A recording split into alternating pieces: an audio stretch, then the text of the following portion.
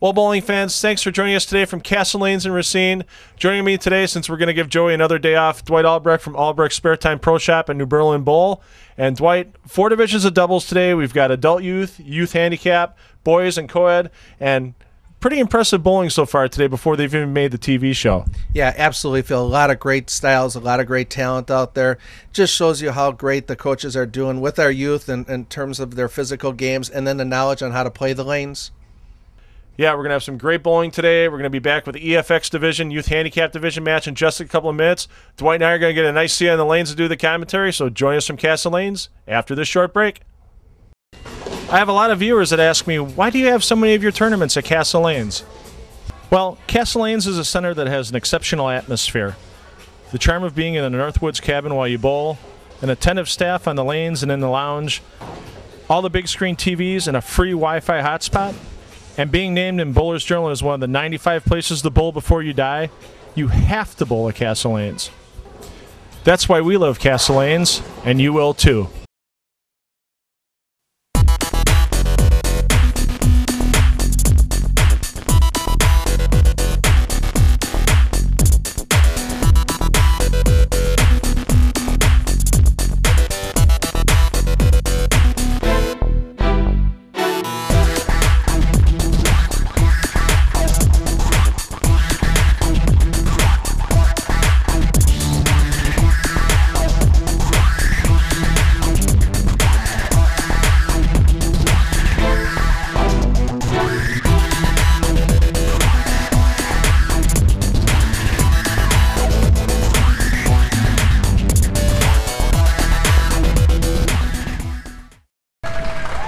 Here we are, the opening game of the 2011 Festival Doubles at Castle Lanes in Racine. And Dwight, 2 younger teams here, but gotten a lot of experience recently. And here's a bowler we've seen before, Taylor Melahn, out on the lanes. And Phil, they have just great physical games, and you can also tell that they've been coached well by their coaches to play certain portions of the lane. So they're also knowledgeable on the lane play too. And again, this is a sport where you got to play the correct portion of the lane for the ball to hit the pocket. Yep. First tournament of the new season, the 2011-12 season, and as always here at Castle Lanes. First tournament, we take it a little easier on the bowlers. This is a modified house pattern. You can see that playing the inside of the lane, Dwight, seems to be the place to be today. Absolutely. You can see there's a lot of friction to the right. The ball is going to boomerang back from the outsides, and you can tell there's a little hold on that first shot in the middle. So a little artificial scoring, but hey, like you said, it's early in the year, and we're seeing that with a lot of the league bowlers in your leagues too, and trying to get the kinks out of their games for the first couple weeks to start. And again, more of that inside third arrow line. I'm real impressed that all the kids are playing the correct portion of the lane. That's wonderful. Yeah. Kayla Rossi comes out first time ever on TV, all at 12 years old. And look at that pack. Look at her pack that strike, 10 back in the pit, and that's with a 14-pound ball. That's awesome. She's got a high game of 196. Bowls out of Vernon Hills in Illinois, Hawthorne Lanes. Taylor Sloan, and wow, how about that for a team double by the young ones? Wow, talk about getting an early jump and an early lead starting right out of the gates. Taylor's high game is 223 with a 549 series, and she's using the Storm Victory Road. And Phil, I love her comment. She says, it smells delicious. Yeah, Storm does have a lot of those bowling balls. They put the scent right in the cover stock. And Victory Road is the old pancakes, I call it, the maple syrup. Good for bowling at breakfast time. Absolutely. Oh, Bill Foertsch looking to get his first strike on TV, and he does that. Just absolutely wonderful to see all 4 of the kids playing the correct portion of the lane. And you can tell, obviously, that they're getting to the pocket, and hopefully that will turn out to some nice high scores. And this is probably a first we've had on the U Challenge Series shows. Taylor and Billy, boyfriend and girlfriend, bowling on the same team, and wow, headpin or the 6-pin put a block on that headpin coming across as the messenger there. Great shot. The thing I've noticed, experience will tell you, AMF machines, the pins tend to fall different than when you're bowling on a Brunswick machine. They tend to be a little slower in their movement, and so your tendency is you could leave a few more weaker tens. Great cover. And again, the biggest thing is that the pocket. That's the most important thing, is fill in frames. Yes, indeed. And right now, as always, the EFX division is handicapped to keep the competition even between the bowlers. The Rossi and Sloan team had 31 pins of handicap, so right now working on that double, they have a 41-pin lead. Wow. And almost made it 51, but that 6 just rattled around the 10. Yeah, that could be the little lightweight ball. She was pretty flush in the pocket. It also could be the little bit more of an inside angle too to the pocket. That 6 kind of just went into the flat gutter and didn't want to come out. But still, great shot. Very accurate, played right. I mean, you can see the ball was right over her mark as it was the first frame. I mean, Kayla, 12 years old, slight of frame, but she can handle that 14-pound ball without too much of a problem because of good mechanics, good timing, and good balance, which is 3 things I know that you really talk about to your bowlers too in the pro shop and when you're coaching them. Yeah, absolutely. And you can tell that, again, all 4 of these young bowlers have been coached very, very well, as they have very good basics, good starting positions, good timing, nice hand release. I'm very impressed, though, by the knowledge of where to play to the lanes, because usually that comes later on in your years, and for them already to have a pretty good knowledge of where to stand and play, that's quite impressive, Phil. Yeah, Taylor's going to need a little knowledge on picking up this 4-5. Basically, you want to shoot at it just like you're making a 2-pin. Absolutely. So it's usually about a 3 to 4 move right with your feet. Try to keep your mark about the same. Try to fit it between the 2. Let's see how she does. Nice, simple 4-step. Nice and close at the line, and that's got a chance. Wow, you can see that it hooked in that friction point, and great cover. Great spare. 13 years old, pressure of being on TV for the first time, and I have to make a 4-5. It's like the kids don't even realize that the lights are on them. It's just amazing. And that keeps them with a 38-pin lead most of all. And right now, Billy Foertsch looking to get another strike to keep his team in the match. Yeah, I remember the years I was on Boy with the Champs. It was just a blur. It was just going by so fast with the lights and the cameras on you. And, God, these kids just make it look so easy. And I always was a nervous wreck for the 3 games we were on TV. Beautiful shot, again, by Billy. Yeah, Billy's high game, 268. You can see why in a high series of 688. I'm sure he's going to get over that 700 bump this year. And Taylor's high game, 299. Wow. High series, 675. I believe she had that 299 in the Summer League this year, and it just shows you how much these kids improve in such a short time. Yeah, and it all comes down to our great coaching that's out there. USBC's certified coaching is obviously the best in the world, and our kids are benefiting because of that. She got it a little in the oil fill on that shot, and kind of unfortunately the ball kind of fell back all the way, and she left herself a pretty tough spare here. Wash out, covered it beautifully, just how you want to do it. Just amazing for such a young age. Absolutely. With that, we're going to take our first commercial break of the day. Join Dwight and I back from Castle Lanes in just a couple of minutes. We're back from Castle Lanes, the EFX Division final for our festival doubles, and Dwight, Kayla Rossi here looking to keep that big lead for her team. Yeah, she gives a lot of credit to her dad, and obviously I have a young daughter myself who's now a sophomore in college, and I remember the years that my daughter Ashley was Kayla's age and how supportive I try to be of Ashley also. So it's wonderful that she has her parents giving her so much support. Another perfect strike, played the lane just perfectly. Doesn't put a lot of turn on the ball, but boy, does she make up with it for her accuracy. Yeah, it does. It's all what the ball does that last few feet before it gets in the pocket. You don't need 500 revs in order to get it to hook up and score. And wow, proved it again right shot there, but a bad break, exactly. Yeah, and again, that could be the weight of the ball and the deep inside angle. You're going to get a little of the deflection.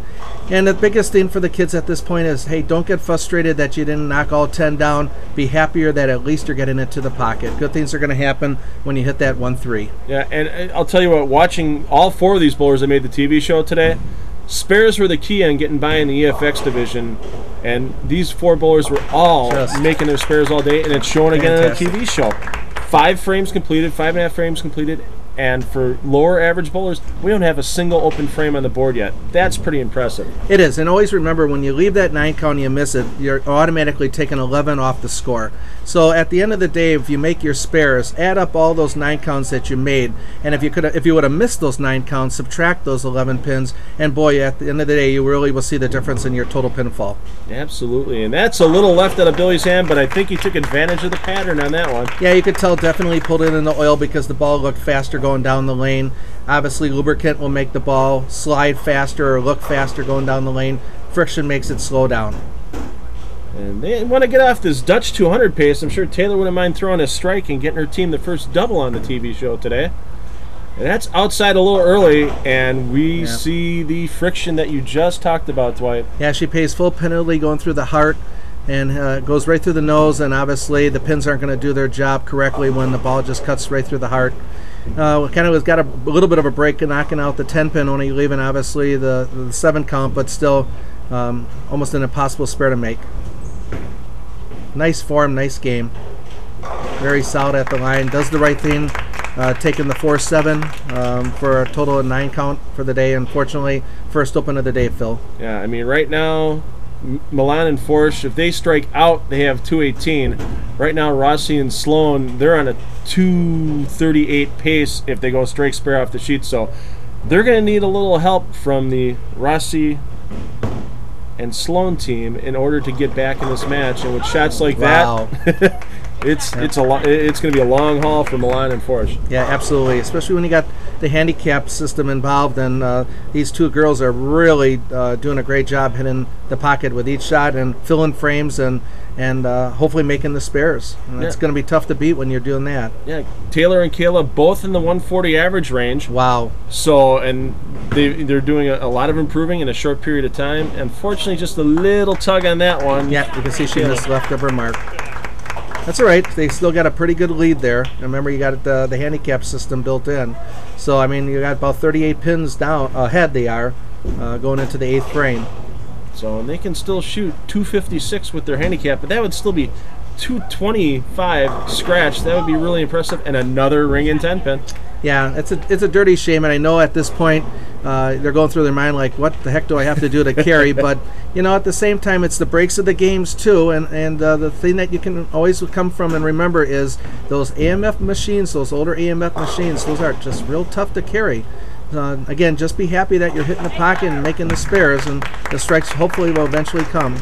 You can make a small adjustments with your feet and your mark, obviously, but when you're hitting the pocket, especially under the TV lights, the last thing you want to do is major changes. Yeah, absolutely. And you know, you never know. We always try to get 300s in our TV shows here at Castle, and Phil Onco and Patty Onco, the proprietors here. Great job. I mean, they do great things for the league bowlers as well. And if a team were to shoot a 300 on TV today, they would split a $300 scholarship, courtesy of Castle Lanes, and it's always nice of Phil and Patty to do. And once again, ball hits a little early friction because he got a little too far right. Yeah, you can see it on a lot of the kids' bio sheets that they try to avoid that dry outside at all cost. And you can see that one just got a little bit into the track or into that dry area.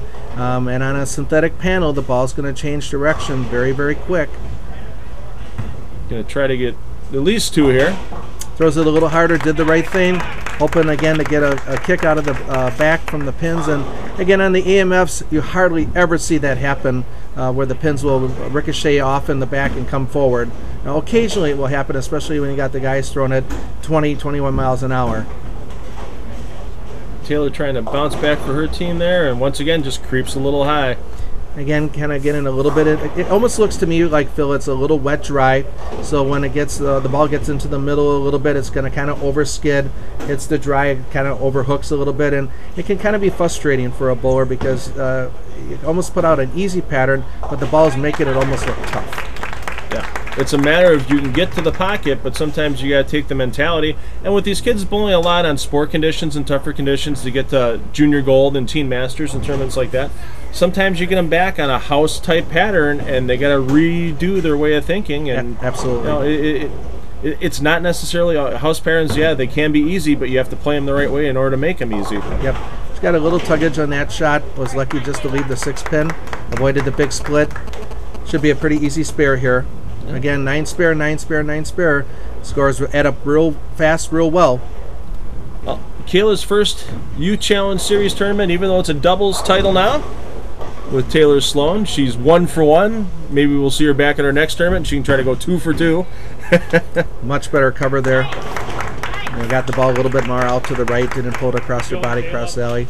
Very impressive, Phil, for such a young age that they have such great physical games and so knowledgeable already on how to play the lanes correctly. Yeah, I mean, both Kayla and Taylor here, both at Brunswick Zone, Hawthorne, and Vernon Hills, which was formerly owned by the Spikners. Bill and Robbie, great, great coaches. Yeah, great coaches, great bowlers. Bill obviously on the tour for many years. Robbie obviously got great aspirations. Also for the tour, just very talented people. Run a great center in West Chicago area. Yeah, and a great pro shop there as well, coaching. I believe the pro there is Brian Chilcott. Brian Chilcott was in my silver level coaching class. Very knowledgeable guy, and it shows in what these kids can do out on the lanes. So just years ahead, talent-wise, what we typically see. Yeah. Oh, Taylor a little disappointed with that shot getting into the last ball, the 10th frame for her team, but hey, let's try to go out with a bang here. Let's see if she can make it. She made the 4-5 earlier, and her team's been hot all day. Yeah, at this point, they're pretty much on cruise control. Again, very good attempt at it and played the lane correctly to try to slide it over. Great score, great game, 193 scratch, and then 224 with the handicap, and they just won walking away. Absolutely. A little high five between the teammates there. Now they finally smile. They know their job's done, and they got it done under the TV lights. And win is a win, Phil. Exactly. And Billy's going to finish off here, and for his second time on TV, he's throwing the ball really, really well. Just that one little blip for him last frame in the 8th. And there he goes, nice shot there. Yep, nice shot there. A lot of times when you're leaving that week 10, sometimes maybe moving in a board and playing the wally is sometimes some of the best ways to get that 10 out. Yep. That's exactly what he did there. Great shot. So he can strike out for a 186 for his team. Not a bad showing at all. And I think they're, even though they're going to finish in second place, I still think they're going to be pretty happy with their performance on the lanes today, and especially bowling together as boyfriend and girlfriend. There's that little extra pressure there. I know bowling with my wife, and I'm sure you've bowled with your wife in the past. Even if it's just a little Scotch doubles tournament, there's a little extra pressure to do well with the spouse. It is so hard, absolutely, because you got the personal feelings involved. It's always better to bowl with someone where you don't have to go home with them at the end of the day. Nice and straight at the spare. Picks it up for the 176 game. A great finish. Dwight and I will be back with the boys division final from here at Castle Lanes in just a couple of minutes.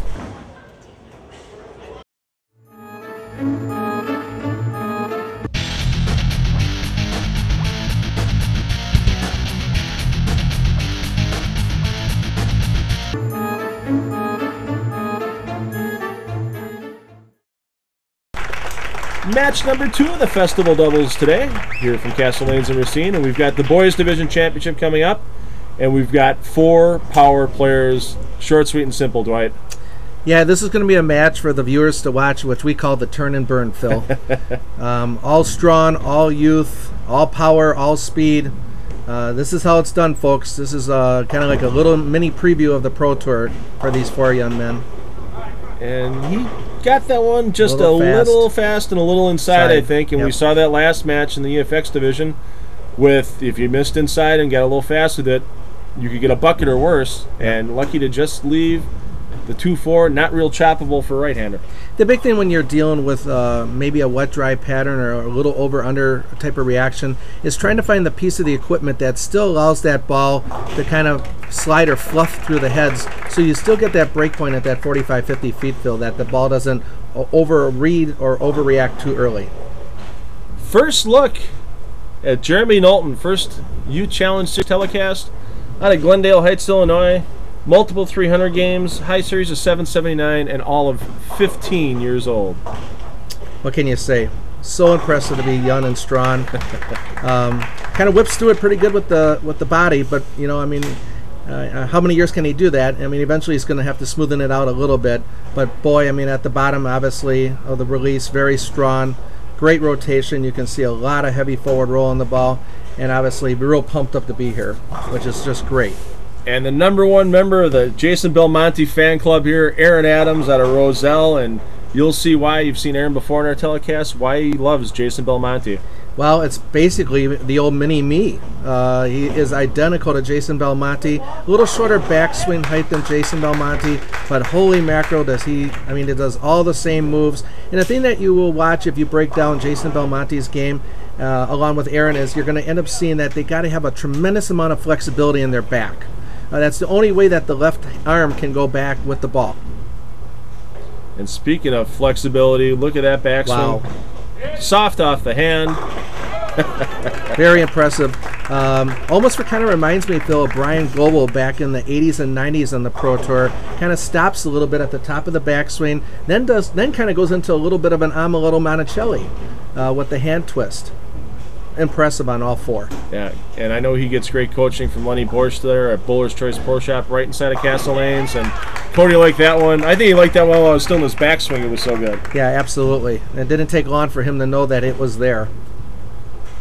So gets his team back to even here with strikes, and this could be one of those matches, especially on this type of condition, where it's a little easier for him. We could see 240 to 240 here, Dwight. Yeah, it's all going to be basically depends on what the pins are going to do, and then it's all going to depend on if it's a little bit too inside, you could get that over skid. If it's a little too outside, you could get the over hook. That one, it looks like he kind of pulled it, Phil, a little bit, and it didn't fall back, which is kind of surprising. Yeah, you can see in his follow through. The first follow through, it kind of went out to the right on him with his follow through. That one, he was more straight up and down, and that made the ball project a little left out of his hand, and lucky to just leave that 4. Yeah, there's a much better post on his finish position right there. You can see the first one, he kind of bent at his waist a little bit, like he was trying to maybe guide the ball down the lane. See what Aaron can do here. Aaron, trying to be one of the newest members of the Wisconsin Whitewater Warhawks men's team. Wow, great addition here. Yeah, know that Sean Washner, his coach down there, has a lot of his bowlers out there. You'll see Sean coaching one of his bowlers in the next match. So he always comes out, supports his bowlers, and looks like another great shot out of his hand. Yeah, turn and burn, Phil. You know, and the crazy thing is, you know, a lot of the two-handers like Jason Belmonte, Oscar Palmera, they can also throw the ball just phenomenal with one hand, too. And Aaron started as a one-hander, and he actually made one of our early Youth Challenge Series telecasts in Wisconsin Dells bowling one-handed. Shortly after that, he switched to two-handed within 6 weeks at his first 300, and his average has gone up. He set about 25 pins since then. So that was pretty close to a foul there for Ryan. Lights didn't go off, but rings up a 10. And yeah, as long as we don't have any buzzer, we're far enough behind the foul line. Yeah. Wrap 10 there. I think Ryan gets the ball into the backswing, Phil. If you watch him real close, footwork and timing is what makes him get that ball into the backswing, and then almost stopping up at the top of the backswing allows him to get back in time for the finish. Yeah, nice hang it's there. It's his pivot step. Yeah, it's his fourth step before the slide. The foot turns really to the right, a lot to the right, and it's almost like he throws it just with one step, does it all on that last step. Yep. And bowling's all about posture, momentum, and timing, and getting those 3 things in the proper setting. And the biggest thing is that last step, and then from the backswing forward, that's where all good things can happen. Is you have a great post, and your timing's good at the release, you have that wonderful flat spot. That's where the scores come from. It's not necessarily the first 4 steps. Of course, we'd all like to be a model image, but if you got that last step and you plant that last step just perfect with your form and your timing and your release, that's the most important step of the whole game. Looking to make this spare getting into the commercial break, and not the textbook way we'd want to make it, but he gets it covered up. Leaves his team 4 pins in arrears getting into the second half of this match, and Dwight and I will be back from Castle Lanes in just a couple of minutes. Second half of our boys championship here from Castle Lanes for the 2011 Festival Doubles, and Jeremy Knowlton trying to extend his team's 4-pin lead at this time. Yeah, you got a pretty close match here, Phil. Last time in that lane he came a little high, left the 4-pin, gets that adjustment, gets it a little farther right, but little too weak getting back to the pocket. Yeah, you could kind of see that the ball wiggled right before it hit the pins. He, as himself, probably was thinking, okay, is it going to hook? Is it going to skid? And that's what we call wiggling. It's just kind of didn't know what it was going to do the last 10 feet. Yeah, and a little lack of friction getting in the 1-3 pocket. You saw in the replay, ball basically went over the 9-pin spot, and it's kind of tough to carry when you lose that drive, getting into 1-3. Nice cover there. You can see in Jeremy, he's got a real interesting stance feel. His feet are really wide apart. It's almost like he's one of those stances where he's going to get comfortable and then get up and go. Yep. And we've seen that with a lot of bowlers in different styles. We've even seen it with a bowler like Kyle Anderson, who basically has a right-hander's stance with his feet, even though he's left-handed. It's a matter of comfort and getting ready to, as you said, get the wheels moving. Just amazing. You know, and again, he's just wonderful to watch for you young boys out there that are you guys, if you're thinking in your two-handed type of release, you can tell that he has practiced this and has perfected, and maybe has watched a lot of video of Jason Belmonte going to the line. YouTube is wonderful for that, Phil.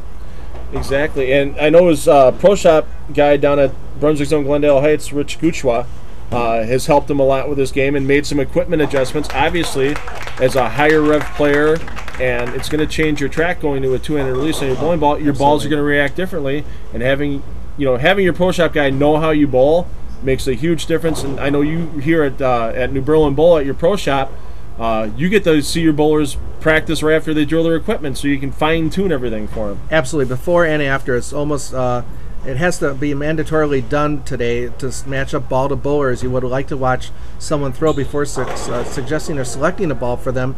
And the key word there, Phil, is matching up. We want to match up the ball to the bowler. There's so many different balls that are out there and so many different things the balls do that you must almost, it's like a piece to a puzzle. You want to make sure that the ball matches up to that bowler style, and then not only that, where they're bowling. Yeah.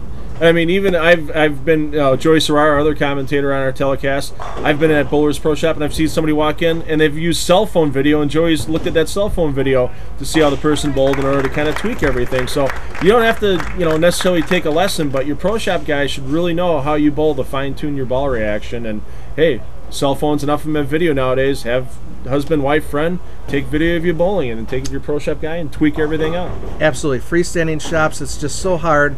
And that's why I have so much respect for Joey, because that's what I did for so many years at B&G, is all we had were either cell phones, or what we recommended was bringing in the camcorders so we can watch the people bowl to give that 100% customer service. But you're right, the video is getting so good on the cell phones, and that ability to watch the person bowl is huge when making ball selection. Yeah. Well, Cotie's got himself in a jam here. A lot of problems are going light. Now he goes high. He's only got one more shot left on his lane, and with this match being so close, 5 pins, that could be the linchpin for this match. Yeah, and again, he's getting into that, what we call the over-under, and I know that's eating in his head. He's making the decisions in his mind right now. What do I do to prevent the over-under? Yeah, and he's talking to Ryan. I mean, the teammates are communicating with each other, making sure they're watching each other's ball reaction, and a huge break there for Jeremy, kicking out that 10 pin. That could have easily been a 4-7-10. Yeah, I have a good feeling this one's going to go down to the last ball. And again, the thing is, even though the lanes can look on paper like they're easy, a lot of times with these reactive balls, they just hit that dry and they overjump or they overreact, and it can actually make a easy shot on paper look pretty tough in terms of ball reaction. Yeah, I mean, we saw the first 4 shots in this match, one from each bowler, and we were thinking it's going to be 240 to 240. Well, now both teams would have to strike out in order to get to the 230s, so that prediction's pretty much gone by the wayside for us. It's going to be whoever doesn't make a big mistake here is probably the one that's going to win the match, and with only a 3-pin lead for Aaron Adams and Jeremy Knowlton here, Aaron's basically got to set up his 10th frame now. Absolutely. I think whoever makes the clutch shot, Phil, when it counts is going to end up winning this match. That's huge right there. Saws that 5 into the 4-7. They didn't stand a chance to remain standing, and that is huge, maintaining that 3-pin lead, because now their maximum score 236 if they strike out. Zagar and Holbek strike out 233. Yeah, this is going to be really close. And again, that's where that power of that two-handed release pays off its dividends. Last time Ryan had that blower 7 on lane 22 here at Castle Lanes. I'm sure he's not going to make too much of an adjustment on it. And a great shot, but he just half pocket, and the 6 does nothing but lay in the channel. Yeah, and again, great shot there. I know he feels awful about it. It should have been a strike. You know, and that's the type of pin carry you get in those AMF machines. You know, I mean, that 6 just falls into the gutter and just doesn't come out. I mean, it could have been a different outcome if maybe it would have been a Brunswick type of machine. But that's what my experience with bowling on AMF machines, that's what we see. Is it's almost like to carry on an AMF machine, you got to be 10 back, Phil. It's got to be flush. Very seldomly do you get that light wally. No problem keeping his composure, though, and making that 10 pin. He knew how huge it is at this point in time, and he wasn't going to just throw a mark away. Right. This is the foundation frame right here. Your 9th frame is what sets it up for the 10th. So this is going to be absolutely huge for Cotie.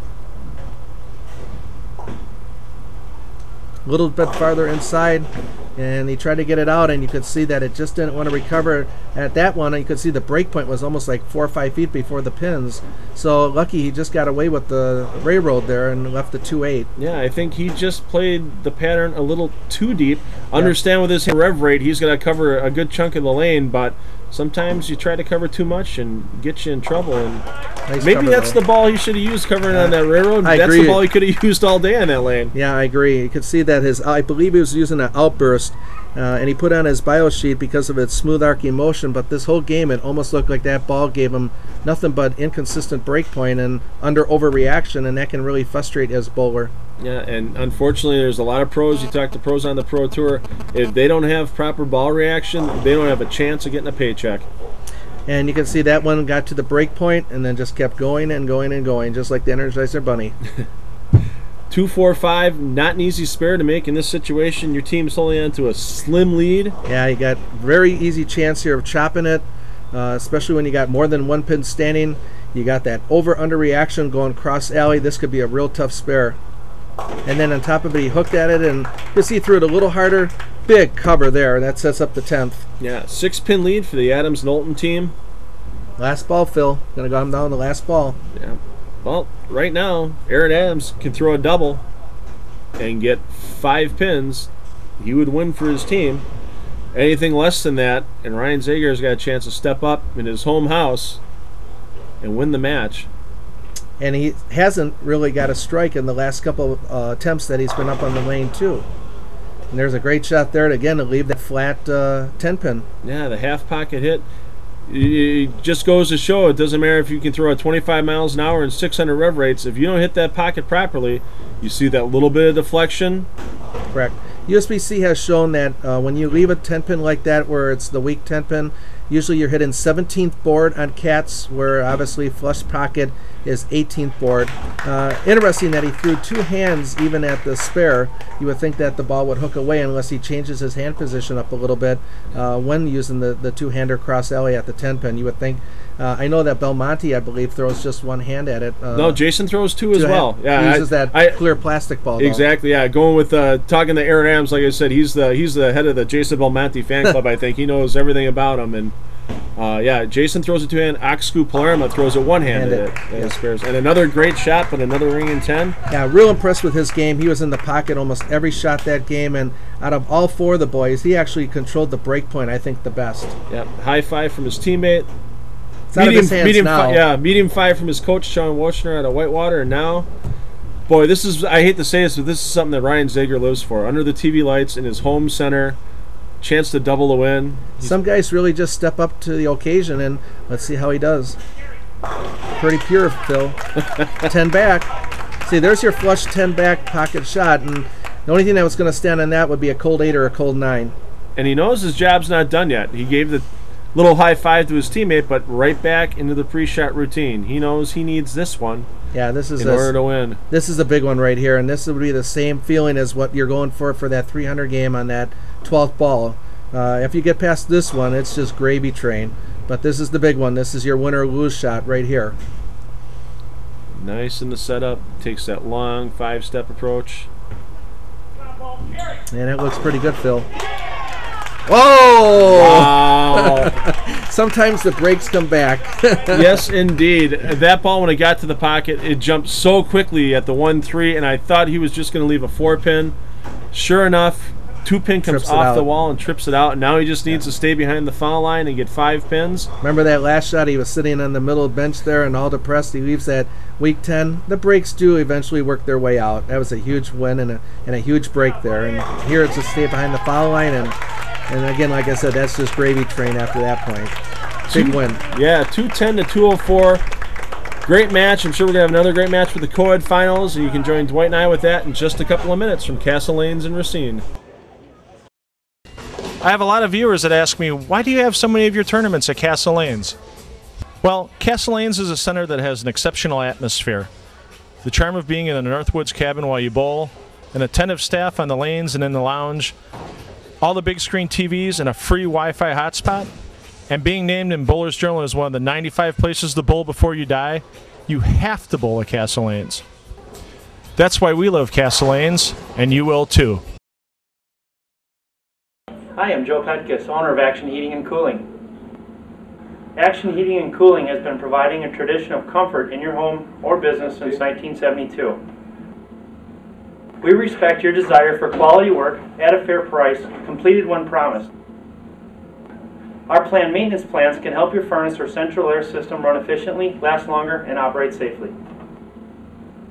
We are comfort you can count on. We are Action Heating and Cooling. Call us or visit our website today. Well, Dwight, some exciting action there at the end of that boys match. Ryan Zagar striking out to win the match for his team, and kind of reminded me of what we could almost consider the matches of the year coming up. We're going to do a replay of the Sean Yonan Memorial Boys Finals, and Justin Hubin, what a performance today, especially starting in the semifinal match. Yeah, absolutely, Phil. He got in trouble early and then struck out in the 10th frame to win it by 1 pin. I mean, that's clutch bowling. Absolutely clutch. We're going to join that semifinal match from the Sean Yonan Memorial Boys Finals in the 9th frame. Have you ever seen anyone shoot it that way, Phil? No, not at all. And that's just amazing because, heck, I don't even like playing outside of first arrow as a lefty. And that's my natural side of the lane. Okay, this could be lockjaws right here for Mikey. On the tough lane. And he loved it off the hand. He didn't get it right. He's kept it in the conditioner. Keep the ball on line. He never gave up that 3-pin. And that's a 10-pin lead right now going into the 10th frame, but with it being on an even number here, 10, there's chances for ties out there unless Mikey can throw another one here. Well, a strike here obviously locks it up. A mark, we could have a tie match if he goes 9 spare strike, so we'll have to watch. Nice loft out of his hand and unbelievable. Well, okay, bad break for Mikey, and Justin had a bad break on that lane with the 7-pin, so they're evening out. He has to make this, and we know from watching Mika, it's not a gimme. Takes no time, converts it. Gives him a maximum score of 201 if he strikes out, which means that Justin would have to go 3 strikes to win by a pin. Justin's maximum right now, 202. So a double 9, we have a tie. That is if Mikey strikes. Count here is important for Mikey. And now, of course, that was big. That was a big shot.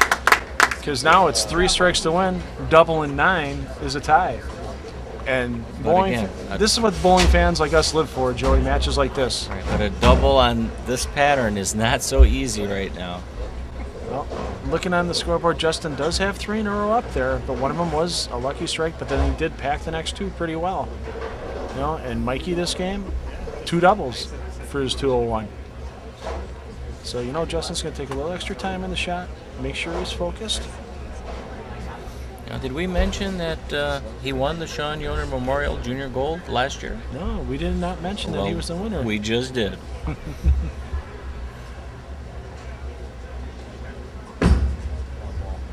Needs to come up, and this time he gets the 7 out. Gets the first.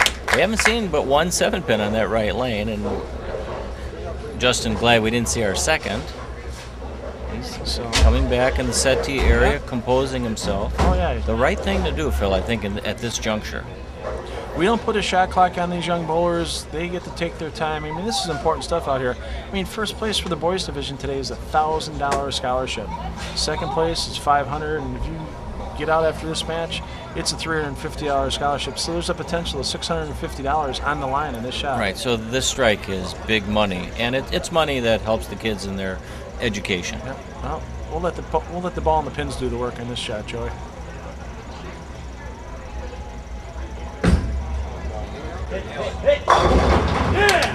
Slaps the 10. And again, that's all bowler there because he's not using high-powered equipment. That was good execution, good balance, a good result with 10 in the pit. And Phil, this is all or nothing right here.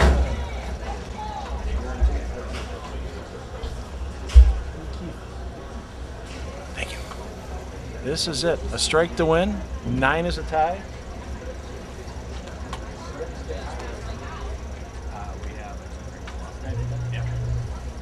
And the crowd is dead silent, as we should be. Strike to win. 9 is a tie. It would be a 9th and 10th frame roll-off. 8 or less. Mikey moves on.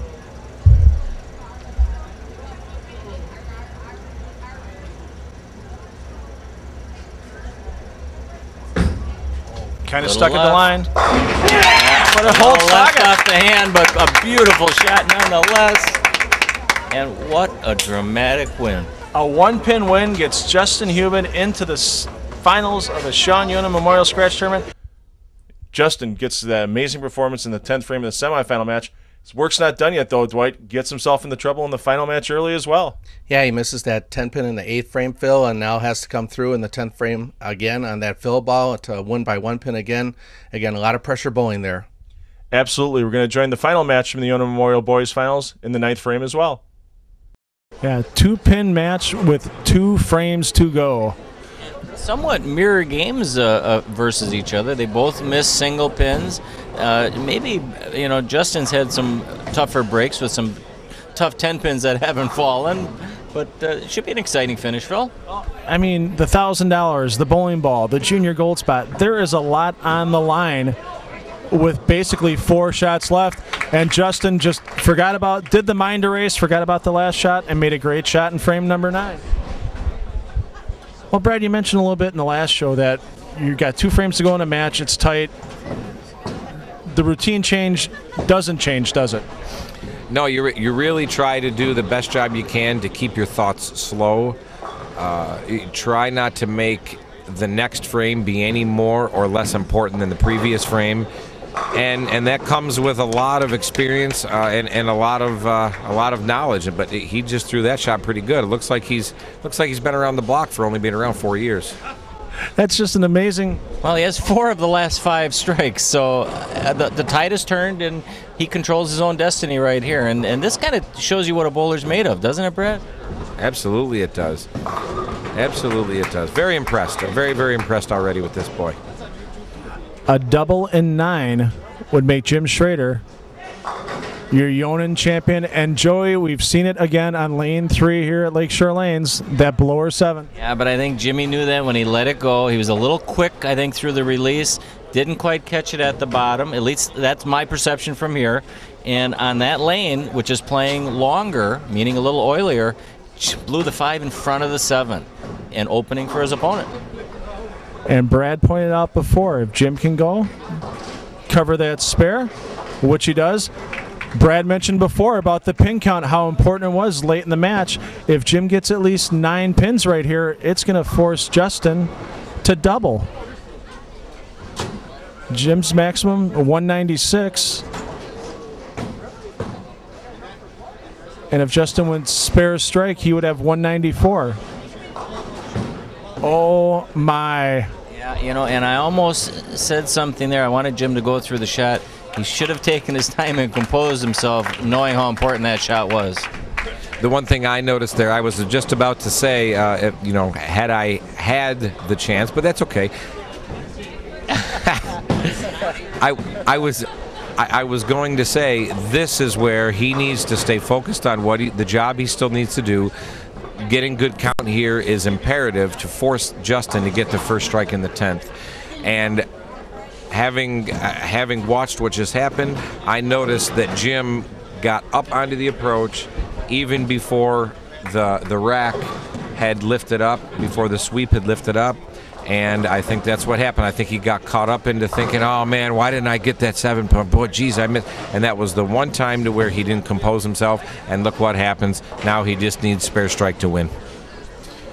A strike here, it's all over. Justin has a chance to repeat consecutive Sean Yonan Memorial titles. And he's lucky to get that break, Joey, and just leave the 610. He came out of that shot big time, and Again, that lane, a little early friction, but I don't think that mattered. That was just not a great shot on his part. Mathematically, what happens here, Phil, with a conversion? Spare and a strike, it's a 1-pin win. Spare and 9, it's a tie. It would be a 9th and 10th frame roll-off. Anything less, and Jim Schrader would be the Sean Yonan Memorial Champion for 2011. Not the conventional way to make that spare. Wow. I think he thought he missed it. Yeah, he could have thought maybe he chopped it or something, and now it's all down to one shot. Every bowler dreams of it while they're sitting there practicing when they're kids. They want that shot to win the title, and now it's his time to prove it. And Brad and Joey, I think we're just going to let the ball and pins do the talking on this final shot. Which is hard for Brad and I to do, is to shut up for more than 5 seconds, but we will.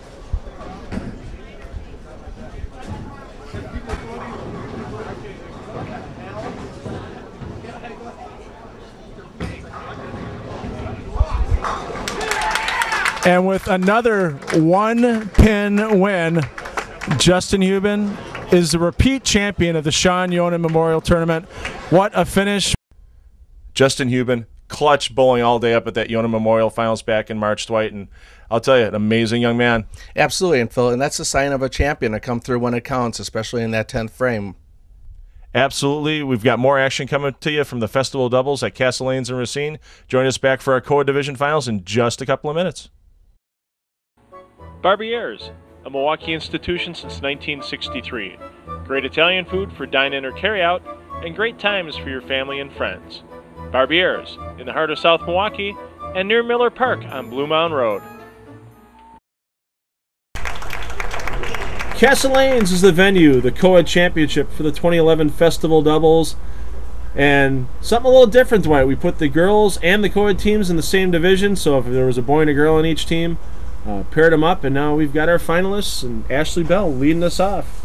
Yeah, Ashley is no stranger to TV and to the Milwaukee area for bowling. She bowled against my daughter, and so I got to see Ashley a lot bowl, and a couple years ago she made it all the way to the finals at high school state, so no stranger to TV and no stranger to the spotlight. She's a great talent. Yeah, and she's last time we had a doubles event at Caerlina, she bowled with Mike Larson and finished in second place to Katie Zwiefelhofer and Ryan Zagar. So, and now we got Tedro Tado up, and Tedra, first U-Challenge TV appearance, and just tugs it a little to the left. Yep, just a little bit left, and the ball tried to fall back. Again, Phil, just great physical game. Just amazing how much these coaches are working with the kids. You can see on that spare shot, though, Phil, quite a distance from the foul line with her slide foot. You know, I'm more of a believer kind of sliding right up by that foul line, but very, very solid with the shoulders, very strong, athletic upper body. What a talent. And now we've got Caerlina Williams up, also her first U-Challenge Series TV appearance in her history. And gotta love that high five shirt, Phil. Looks great on her. Looking at her physical game, especially that backswing height and finish, reminds me a lot of Kim Terrell from the Ladies Pro Tour. Almost carbon copy, Phil. Yeah, Kim Terrell, a great coach. She was a coach at Delaware State University for a couple of years, and now works at in the coaching department at USBC headquarters down in Arlington, Texas. Still sounds weird after all these years to say USBC headquarters, Arlington, Texas. Agreed. Still drive by that building on 76th Street and just wondering why it's not there. Agreed. That's another story we'll get into some other time, with David Schwartz throwing a great ball but leaving a 4-pin. Yep, playing the correct portion of the lane. Again, all these boys and girls are just coached and talented. Unbelievable, Phil. Just great physical games. They're just like many adults, pro bowlers, many pro bowlers here. And it's just amazing all that hard work and dedication between them and their coaches that they put in the games. As a coach watching them go to the line, on how great and how solid they all are. All of them have just incredibly wonderful balance and headlines. And that, if you watch Kim Terrell bowl, and Kim is such a great spokesperson for youth bowling, is that their head and their shoulder lines are always on the pro bowlers so quiet and so still. For the men, a good one would be to watch would be Norm Duke in that finish position. Ashley, again, just great physical game. Look how nice and quiet she keeps that head and shoulder line. Got to the track a little early. You could see the ball slow down a little bit. creep through that through the head pin and went through the heart. Fortunate just to leave the 6 pin. Yeah. Want to wish Ashley a happy birthday. On the day we're taping this today, it was her birthday, so she's looking for that birthday victory. So all of 19 years young, and like you said earlier, Wisconsin High School State Champion back in 2009. A great freshman year last year for UW Whitewater. I believe she was leading average for the Whitewater team that entire season as a freshman. That's you can awesome. see her teammate, Katie's Weefel there on the far right of your screen in the purple shirt. A rare show that Katie didn't make. So her and her teammate, Stephanie Schwartz, finished 3rd in the Coed division, just missing the show, and another great shot by Tedro. Yep. Again, we call that strike the can opener, and just a nice rotation around the ball. She doesn't get that banana shapey type of motion to her equipment, I think because she spins the ball a little bit off her hand, but you know, I mean, and the biggest thing is hitting that pocket, hitting the 1-3. Good things are going to happen. Let's see what Caerlina can do here, looking to get another strike in lane 21 here at Castle Lanes. She just can't get over how much she looks like Kim Terrell. Beautiful 3-bagger there. Boy, they're starting to open up a nice early lead.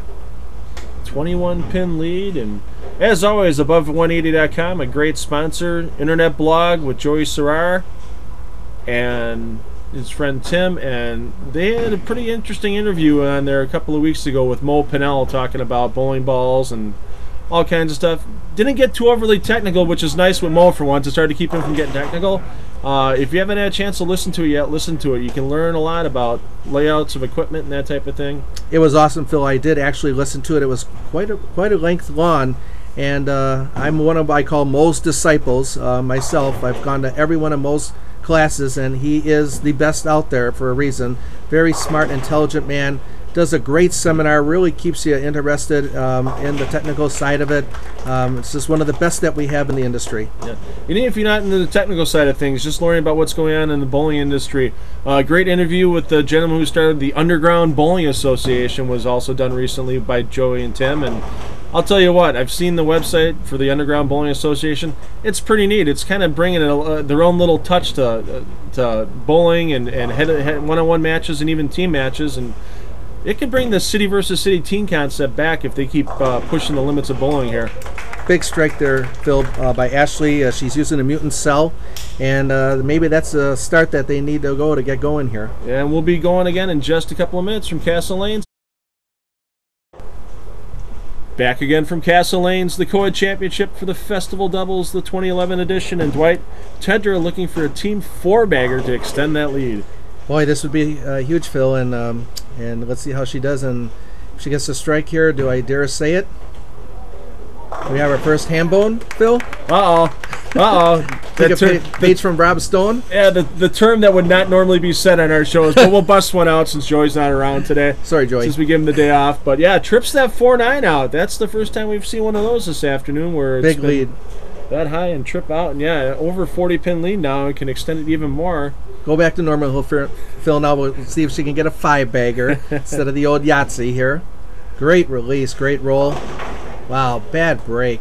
I think she came out of that one a little bit flat at the release, Dwight, because you could see the ball just didn't roll up real strong. And yeah, it's like the 7 didn't do its job if you watch real close here. There's the 7, it kind of fell back, or was it the 2-pin? Yeah. Kind of hit the wall and kind of weird carry, but it was right around the pocket. Could have been the 5-bagger. Absolutely, and that great looking high five gear shirt with all the Vegas logos and Vegas looks on it because Junior Gold was in Vegas this last year. Trying to figure out what they're going to do for Indianapolis next year for a Junior Gold shirt because I don't know any good landmarks in Indianapolis other than the Lucas Stadium where the Packers will defeat the Colts this season. Well, you got the Indianapolis 500 too. The Speedway, that's true. So let's see what Todd can come up with. Exactly. For a shirt design, but Speedway would be pretty neat. Best shirts in the world for bowling in them, boy. I'll tell you, Phil, they feel like you got nothing on at all. Comfortable. The moisture wicking fabric is great.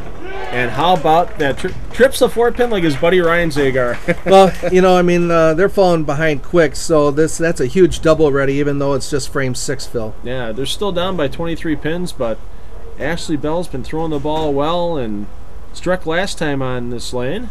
2 for 3 so far. The one time she crept up a little bit high and left the 6-pin. Yeah, this would be a huge 3-bagger. Try to get him back into the match a little bit.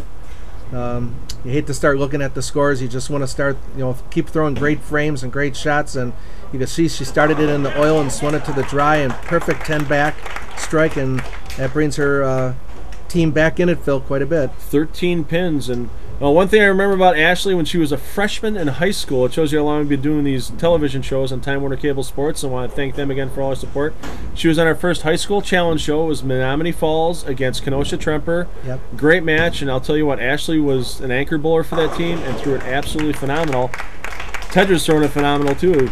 Wow, did you see that one? Talk about 10 back. And the thing is, she's playing such a straight, direct line, Phil. That's the thing that I just can't get over, but look at that strike. Wow, pins were off the deck quick.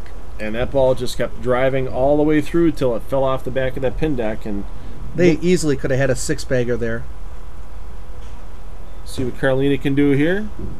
Much better on the release, and now a different kind of 4-pin for her. Yeah, I just love her roll, Phil, though. My goodness, she has such a gorgeous roll on the ball, and the ball's not going to overreact with that type of roll. It's all that got that heavy roll pattern on it. It was a great shot. She just crept up a little high and left that 4-pin. Again, could have easily been a 7-bagger. Yeah, Caerlina, you can see why she's got a 300 game under her belt, high series of 737, and she's been bowling since she was 6 years old. Well, that's about the time if you're going to try to get your kids started. My daughter Ashley started at 6 in the junior leagues. I started at 6 back in, let's say, the 60s, Phil. Not to date myself at all. I was a late bloomer. I didn't start bowling until I was 15 years old. So I used to go watch my mom and my dad bowl, but I never really started taking it seriously until I was 15. And yeah, it really took off. We both wish we had high school bowling back in the day. Definitely. It's one of the greatest things. Kind of envious that they never had it for us. And you kids that are out there that are in it, boy, you should be lucky that you have it and that it's flourishing as well as it is. Yeah, absolutely. There's people out there I run into, and I've run into old friends, and they see the shows and they I thought bowling was really dead. And it's like, show up at a high school match sometime. Yep. You will see that the next generation of this sport isn't people in their 20s and 30s. It's the young bowlers here in high school, and we're glad to announce that we're going to be able to have 2 high school competitions this year. And you can tell the kids enjoy it. There's a tremendous amount of enthusiasm.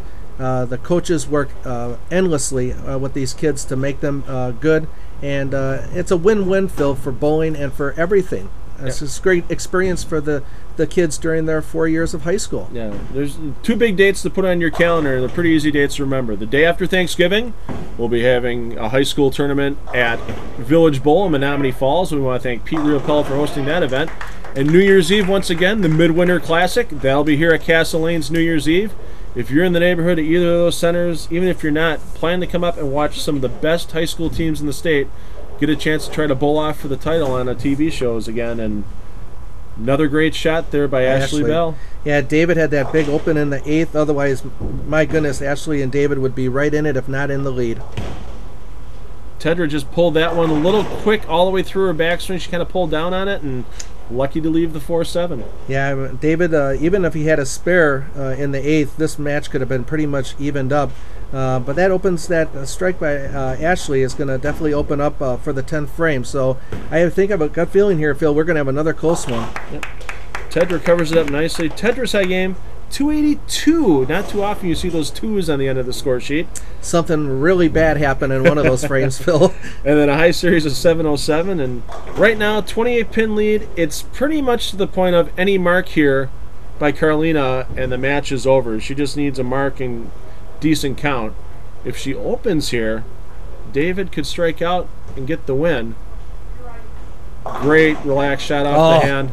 Thought she was going to get the 4 out of it. Yeah, 4-9, and the 9 went at the last second, and it could have been disaster. It would have been an awful bad break, but boy, just very impressed, Phil. You can see by her game. You can see on the replay there, she wanted that ball to push out a little farther to the right. It didn't do it, and now the spare locks up the match. If she misses, it's 215. The Schwartz Bell team can shoot 219 if they strike out. Played it beautifully, cross alley. Just how you're supposed to do it. Went nice and straight at it. That's a win. Stay behind the foul line. Get 4 pins to get that 220 minimum that you need. And Tedro and Caerlina will both lock up their first U Challenge Series titles on their first television appearance. I bet you David is just wish he could take that 8th frame back. this could have been a totally different match. Just for that, shows you how important that one frame is, Phil, and how quick that match can turn around. Exactly. I mean, one open frame out of 20 frames out there between the two games, and that's the one that's going to decide it. Bowlers, it shows you how important making those spares, even during league, is, because everybody pretty much bowls match play in their leagues, and God knows I hate it if I miss a spare and it costs me a match by 6-7 pins. And David's just going through, he's having a good time with it now, and wonders what that was in frame 8. Yeah, unfortunately, you can't turn back the clock. You only can keep going ahead and go forward. He knows the match is over, and obviously these three ought to be pretty on auto control here, because there's no added pressure, and going to try to at least make the total at least close. Yeah. But again, that 8th frame kind of spelled the doom for them, and it's a shame. It could have been really, really a different turnaround, even with a spare in that 8th, and they were working on a 3-bagger at the time, so they lost 20 pins at least off the score there, Phil. Yep, and right now 219 if he strikes out even 11 pins more with a mark. There you got 230 to 226, and that would have been your difference in victory. Yes, absolutely. So it shows you at the end of that 8th, 9th, and 10th frame, boy, how important it is to fill the frames if you're not going to get that important strike, is at least to make an easy spare. Wow, 3 beauties right there. Yes, indeed. And with that, Caerlina Williams and Tedro win 226 to 219 for the Coed Championship. We'll be back with the Adult Youth Championship from Caerlina and Racine in just a couple of minutes, so make sure you stay tuned.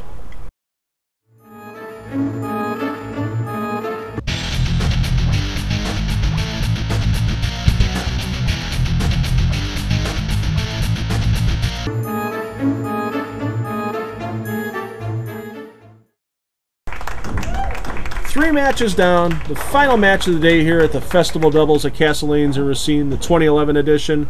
And Dwight, got a pretty straight player here with Chris Reuter. Let's take a look at him, Phil, and see how he throws. First chance I had a chance to see Chris throw. Only been bowling for 2 years, 17 years old, started bowling a couple seasons ago here at Caerlina, and he's in the 170s. Not too shabby for just having 2 years under his belt. Absolutely. You can see there's some new bowler movements with him, but the timing's good. He kind of squeezes a little bit at the bottom and kind of lofts it out into the lane. Big thing is trying to keep using the words relax and let it go at the release, and know that it has to roll off the fingers to get the revolutions on the ball. You can kind of tell he kind of grabs a little bit at it at the bottom of the swing, but timing, backswing height, pretty good. Plays the correct portion of the lane. Awesome start to the game. Covers it up nicely. Chris's high game, 283, high series 653. Not bad numbers for only having 2 years under his belt. So. Absolutely. Remember, we all have to start somewhere. I remember my first year averaging league 118. Yes. So, Alex Fischer leading off here. Okay, kind of spins it a little bit, and falls off to the left on the shot at the finish a little bit, but nice trajectory, nice start. Absolutely, and team lefty here, I guess you could say, with Fischer and Figarino, both bowlers from the port side, and Sam, pretty much a solid power player and young bowler. Great game. And Sam, one of the first bowlers ever to be on a Youth Challenge telecast, our very first one back in July of 2007. Sam was on that show, and big trip. I wasn't tripping 6/8 like that back then. I think he left the 7-9 on that telecast, if I remember correctly. Yeah. But a great shot, and helps his team knock into the handicap deficit that they have right now. This competition, just like the EFX division, handicap to keep the competition a little bit even. Sam styling it and profiling with that beautiful high five shirt that he's wearing. Just looks gorgeous on him. And Sam's just got a great physical game and a lot of turn at the bottom of the swing. And the thing with Sam, Phil, is he makes it look so effortless. Yes, he does. Troy Wemmert throwing his first shot ever on TV and wishes he could get it back a little bit. Had a bit of a tug, left himself the old 610. Yeah, you got to believe that no matter what age you're at, first time on TV, there is a lot of nerves, Phil. Yes, indeed. Nice cover there. Yeah, switches to a polyester bowling ball. So Troy, another bowler, only been bowling for a couple of years now. Started bowling in high school, and now he's graduated and bowling in adult leagues. He's got a couple of years under his belt. Troy's high game was 279 with a 690 high series. Chris kind of looped that one on the bottom, and it shows when it hits the pins. Yeah, you could see it clearly with the swing was very loopy. Kind of got it, probably pulled it in the oil line, and the ball just literally fell all the way back to the pocket in the old dreaded 5-8-10. Yeah, you can see that ball when it hit the 1-3 just kept sliding and sliding, went in through the 9-pin spot. Yeah, the entry angle into the pocket into the 1-3, and it can be degrees of entry angle from 0 to about 6 is what's going to be the determining. Oh, great spare there, Phil. There's your straight is great. Yeah. But that entry angle to the pocket, that's going to be the determining factor on those strikes or the weak 10s. What a cover. Exactly. One great cover to keep his team ahead, because if he would have missed that, that would have put his team behind. And boy, losing that handicap in 3 frames could have been real devastating for the Reuter Wemmert team. Oh, I bet Alex and Sam were sitting on the bench going, oh my God, there's a big open. We're going to take an early lead. And then he covers it just beautifully. And all of a sudden, hey, now this is a pretty close match. That's a big momentum shift right there, no doubt about that. And Alex just kind of... Week 7. Yeah, kind of tugged that one a little bit and didn't really have anything on it by the time it got to the end of the lane, and that's just a rush. Yep, you can see it right away. And again, that could be the TV nerves. Everything's racing through your mind real fast. And, you know, he's got a great partner in Sam. I'm sure Sam's going to pick him up. And that's where, again, having that experience and that age pays off, even though Sam's only, what, 23? 23 years old, and, yeah... little wise beyond his years, loves the bowl, used to be a member of the UW Whitewater team. He's going to take a year off this year to concentrate on his studies, and another great shot by Sam. So clean at the bottom, and that's what you see with your high rev players like Sam, is that effortless turn where it makes it look like he's doing nothing, but yet the ball's just a blur going down the lane. See what Troy can do here to keep his team with that lead. Playing quite deep on the lane, just over about 16th board at the break point, and not much hook all the way back. Yeah, not much hook back, very straight, pretty fast, kind of twirls it a little bit at the bottom, not much of a follow through, but you know, I mean, beautiful strike there. The ball just goes right straight back, 10 back, so... Using a storm tropical heat and the qualities of that ball, I can imagine would be something that rolls pretty non-aggressively through the lane. Yes, it's more of a medium to dry, depending on which one he has. He's got 3 of them, but all of them are designed for more of a medium to drier condition. And there's that 5-8-10, but now all of a sudden turns into that strike. And it's gone. With that, a double getting into the commercial break. Join Dwight and I from Castle Lanes again in just a couple of minutes. The last half of our adult youth final from Castle Lanes, the festival doubles for 2011. And Dwight, Alex Fischer needs to start striking to get his team back out of that 30-pin deficit. Yeah, Chris and Troy with a big double there, starting to open up a lead. And, you know, and Alex missed that 7-pin, came back with a nice double of their own, Phil. Cuts that lead down to 20 pins. Sam perfect 2 for 2 so far, getting up for his 6th frame as we watch the replay of that swishing strike. Sam's one of those guys, Phil, that you just don't want to bowl against. You'd rather have Sam on your team instead of bowling against him. Yeah, and we were both witness to something at New Berlin Bowl earlier this summer on a sport condition league, a Team USA league. Sam had 831 for 3 games. It was just unbelievable to watch him so lined up, knowing that it was a tough lane condition, and he made it look like a house shot. Yeah, I mean, it was just a phenomenal night, and I know through the first 9 weeks of that league on a sport pattern, Sam was averaging almost 220. It shows you the kind of talent he has, no matter what the lane condition is out there. Absolutely. And the thing when I saw him shoot that 830 is the ball never missed his mark. Every shot, the ball just read the pocket beautifully, and all his strikes were pure. There was nothing weak or high. It just was 10 back on every shot, and that's what we call, Phil, you're in the zone. Yep. I'll tell you what, Troy's in the zone right now. You see a little smile as he goes to sit down right there. Helps his team with a 3-bagger in the 6th frame and gets that lead back out to 20 pins. Again, another great match, Phil. And we knew a little softer lane conditions. The guys were going to be getting to the pocket. Great shot there. Just, again, that little flat 6 into the 10. That could have been another 4-bagger, Phil. Yep, exactly. No ham bones anymore. Just gets that 6 to wrap around the 10, and you know, people always kind of compare, you know, golf courses set up to bowling lane setup and that kind of thing. I always like to think of it kind of as an auto racing thing. What they're racing on right now is what they're bowling on is kind of what you would have in auto racing on an oval. You know where the 4 turns are, you know how to turn every time. It's just a matter of getting into the corner as quick as you can every time. Whereas when we get them bowling on tougher conditions, sport parents, that kind of thing, well, that's like a road course. Not only do you have to have the timing, but you have to be able to change your brakes, your tires, that kind of thing, to adjust to what the conditions are out there. I think it's more of a freedom of the looseness of the swing, Phil. When you're getting to the pocket, boy, that arm swing gets really free and loose. You can see right there, he missed badly to the left of his mark, and yet the ball actually overhooked. But when you're at a tough sport pattern, boy, can that arm swing get tight. Yep. And when you're free, and your arm swing is swinging free, it's just amazing how that ball will go right over your mark. Yeah. No, with auto racing, 4 corners, you watch drivers get into a rhythm. 4 corners in a row, 4 corners in a row. Those oval racers usually aren't great road course racers because they get on a road course and the rhythm's not there because they're going left, right, and absolutely. When you see a bowler like Sam, he's kind of the guy that's, to use an IndyCar analogy, kind of like the Will Power. He can race on ovals and he can race on road courses and still do real well on both.